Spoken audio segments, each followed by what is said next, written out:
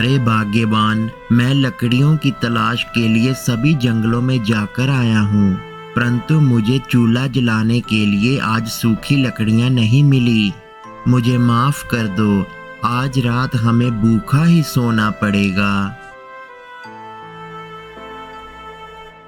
भगवान ही जाने हमारी गरीबी कब खत्म होगी। आज फिर हमें भूखे पेट ही सोना पड़ेगा। हमने आज तक किसी के साथ कभी भी बुरा नहीं किया, सबकी मदद की है। पता नहीं हमारे साथ ही ऐसा क्यों हो रहा है। तुम चिंता मत करो, अगर हमारे जीवन में सुख लिखा होगा तो वह हमें जरूर मिलेगा। एक दिन हमारी गरीबी जरूर दूर हो जाएगी। तुम भगवान पर भरोसा रखो।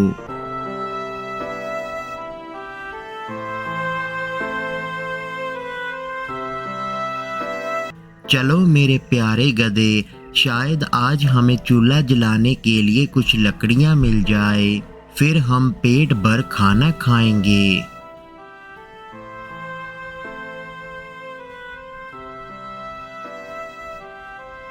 आखिरकार सूखा पेड़ मिल ही गया, मैं इसे ही काट लेता हूँ।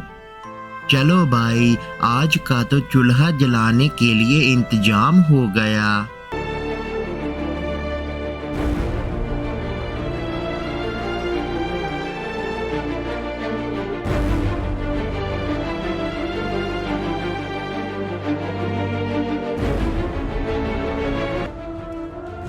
अरे इस घने जंगल में ये लड़की कौन है?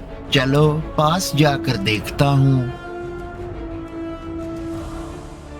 बाप रे, इसके सर पर तो गहरी चोट आई है और यह मुझे बेहोश लग रही है।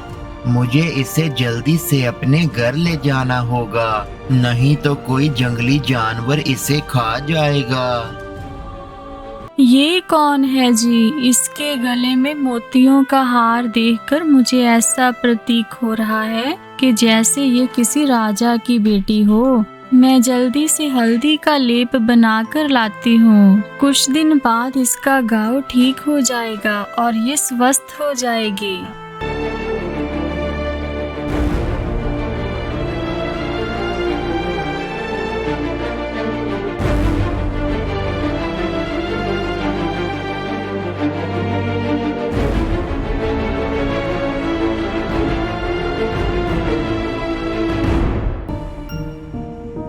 मंत्री जी, क्या राजकुमारी के बारे में कुछ पता चला है? क्षमा करें महाराज, हमारे सिपाहियों ने सभी जंगलों को खोज डाला है, परंतु राजकुमारी का कुछ भी अता पता नहीं चला।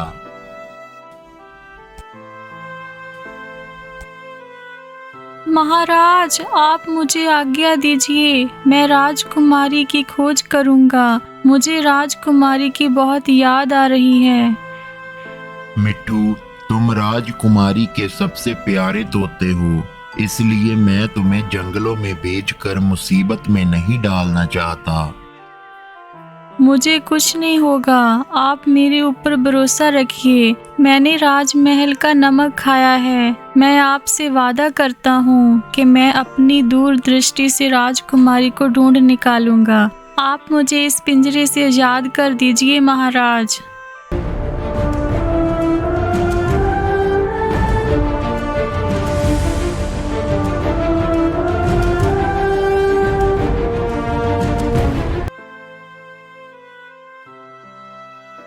आज ही सुनते हो, बेटी को होश आ गया है। जल्दी से एक हल्दी के दूध का गिलास लेकर आइए।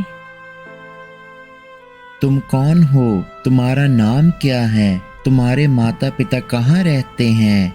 मुझे तुम जंगल में बेहोश की हालत में मिली थी, इसलिए मैं तुम्हें अपने घर पर ले आया। तुम कुछ बोल क्यों नहीं रही बेटी? मुझे लग रहा है कि गहरी चोट लगने की वजह से इसकी हालत अभी ठीक नहीं है। हम कुछ दिन और इंतजार कर लेते हैं। ये हमें स्वस्थ होकर अपने बारे में सब कुछ बता देगी।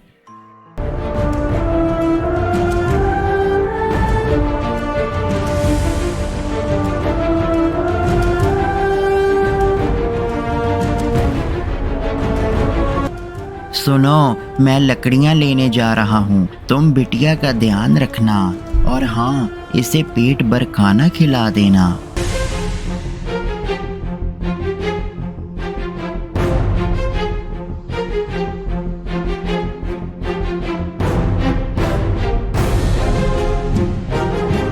अरे बाप रे, ये क्या? ये तो हमारी राजकुमारी है। इसका मतलब इन्होंने ही हमारी राजकुमारी को बंदी बनाकर रखा है। मुझे अभी जाकर इसके बारे में राजा साहिब को बताना होगा।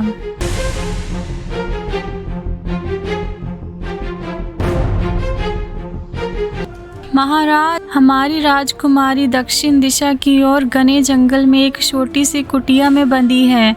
आप जल्दी से अपने सिपाहियों को मेरे साथ भेज दीजिए। ये क्या कह रहे हो? हमारी राजकुमारी को किसी ने बंदी बना लिया है? उसकी इतनी हिम्मत! सिपाहियों, जल्दी जाओ, राजकुमारी और उन हथियारों को पकड़कर मेरे सामने लाओ।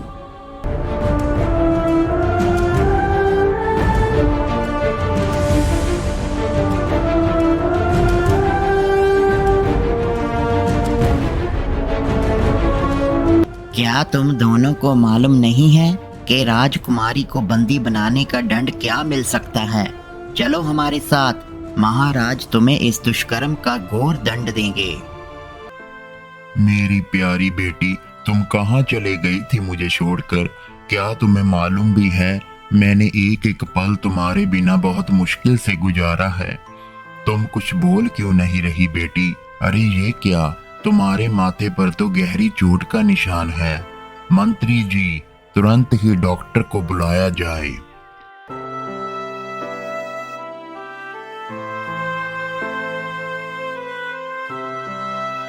माफ करना महाराज, मैं कुछ नहीं कर सकती। दिमाग पर गहरी चोट लगने की वजह से राजकुमारी की याददाश्त जा चुकी है। भगवान ही जाने अब राजकुमारी की याददाश्त कब वापस आएगी। महाराज, इन्हीं की वजह से ही हमारी राजकुमारी की यह हालत हुई है। इन्होंने ही राजकुमारी को बंदी बनाकर अपनी कुटिया में रखा था। इन्हें घोर दंड दिया जाए महाराज।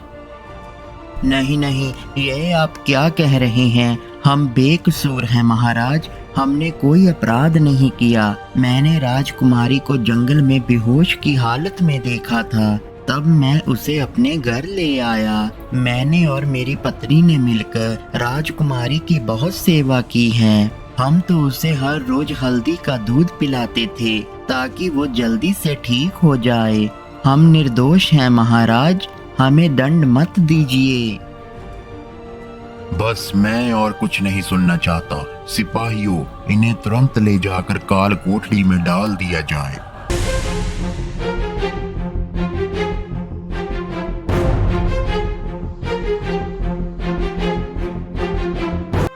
ना जाने हमें कौन से पुराने जन्मों की सजा मिल रही है। आपके कहने पर ही मैंने राजकुमारी को घर पर रखा और उसकी दिन रात सेवा की, परंतु पता नहीं इसका हमें ये दंड क्यों मिला।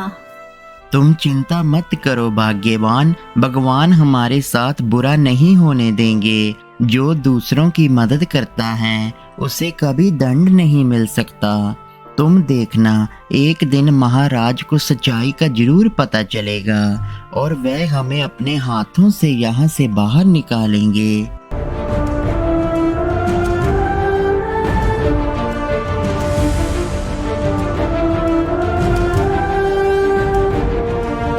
अरे डॉक्टर साहिबा, आप, मेरे पिताश्री कहाँ पर है? मुझे क्या हुआ है? मैं यहाँ बिस्तर पर कैसे आई?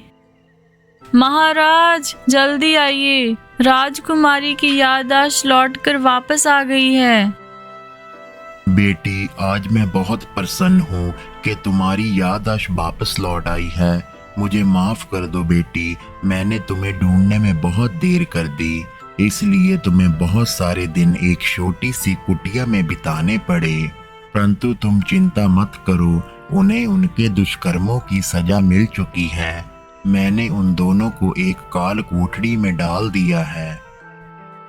ये आप क्या बोल रहे हो पिताश्री? मुझे किसी ने बंदी बनाकर नहीं रखा। ये आप किसकी बात कर रहे हो? जब मैं घोड़सवारी कर रही थी तो अचानक से मेरा घोड़ा आपे से बाहर हो गया और मेरा सर एक पेड़ से टकराने की वजह से मैं बेहोश होकर जंगल में गिर पड़ी। मुझे बस इतना याद है कि एक बूढ़ा आदमी आकर मुझे वहां से उठाकर ले गया था। क्या इसका मतलब वह दोनों सच बोल रहे थे? चलो बेटी, अभी चलो मेरे साथ। ध्यान से देखो बेटी, क्या ये वही इंसान है जो तुम्हें उठाकर अपने घर ले गया था? क्या ये वही लोग हैं जिन्होंने तुम्हारी जान बचाई थी? हाँ पिताश्री, मुझे याद आ रहा है। जब मैं जंगल में बेहोश पड़ी थी तब यही आदमी मुझे उठाकर अपने घर ले गया था। इन दोनों ने मिलकर मेरी बहुत सेवा की थी ताकि मैं जल्दी से ठीक हो जाऊं। सिपाहियों, इन दोनों को जल्दी काल कोठरी से बाहर निकालो और मेरे राजमहल में लेकर आओ। मैं आप दोनों से क्षमा मांगता हूँ, हो सके तो मुझे माफ कर देना। मैंने गुस्से में आकर आप दोनों को काल कोठरी में भेज दिया था। आज मेरी बेटी तुम दोनों की वजह से ही सही सलामत है। आज के बाद तुम दोनों को बुढ़ापे में काम करने की कोई जरूरत नहीं पड़ेगी। मैं तुम्हें प्रसन्न होकर 5000 सोने की मोहरें भेंट करता हूँ। अब तुम दोनों खुशी खुशी से अपना बुढ़ापा व्यतीत कर सकोगे। महाराज, यह तो हमारा सौभाग्य था कि हमें आपकी बेटी की सेवा करने का मौका मिला। हमने अपना सारा जीवन गरीबी में बिताया है। आज ऐसा लग रहा है कि आपने हमें सोने की मोहरें देकर हमारे जीवन को फिर से हरा भरा कर दिया है। इसलिए हम आपका बहुत शुक्रिया अदा करते हैं और आपकी बेटी को लंबी उम्र का आशीर्वाद देते हैं। राजकुमारी, मुझसे वादा करो कि आज के बाद तुम मेरे साथ ही घूमने जाया करोगी। मैं हर पल तुम्हारा ध्यान रखूंगा। मैं चाहता हूँ कि तुम मुझे हमेशा के लिए इस पिंजरे से आजाद कर दो।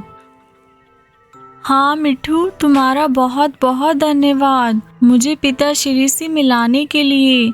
अब मैं तुमसे वादा करती हूँ कि हम दोनों हमेशा साथ में ही रहेंगे और आज के बाद तुम इस पिंजरे से आजाद हो। तुम यहाँ चाहो घूम सकते हो।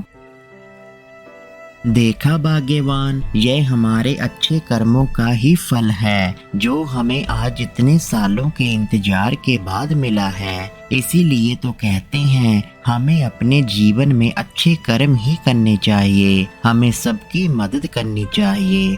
एक दिन हमें उन अच्छे कर्मों का फल जरूर मिलता है।